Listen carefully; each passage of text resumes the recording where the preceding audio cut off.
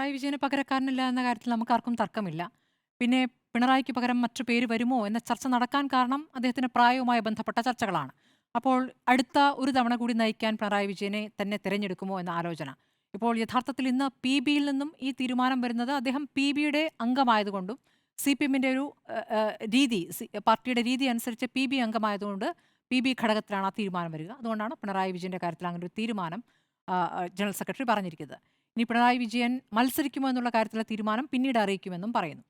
മത്സരിക്കാൻ തന്നെയാണ് സാധ്യത. കാരണം ആ, പിണറായി വിജയൻ ഇല്ലാത്ത തിരഞ്ഞെടുപ്പ് അത് CPMന് ആലോചിക്കാൻ പറ്റില്ല. ഒരുപക്ഷെ പ്രതിപക്ഷത്തിനും അത് ആലോചിക്കാൻ പറ്റില്ല. ആ, ആ, അല്ലേ, പിണറായി വിജയനല്ലാതെ ആര് എന്നൊരു ചോദ്യം ഉന്നയിക്കുമ്പോൾ നേരത്തെ സുനിൽ പറഞ്ഞ പോലെ മുൻകാലങ്ങളിലാണെങ്കിൽ ഒരുപാട് നേതാക്കളുടെ ഒരു നിരയുണ്ടായിരുന്നു. ഇപ്പോൾ കോടിയേരി ആയാലും BS ആയാലും ഒരു കാലത്ത് പിണറായി VS എന്ന രണ്ട് ദ്വന്ദ്ങ്ങളിൽ നിൽക്കുന്ന ഒരു സാഹചര്യം.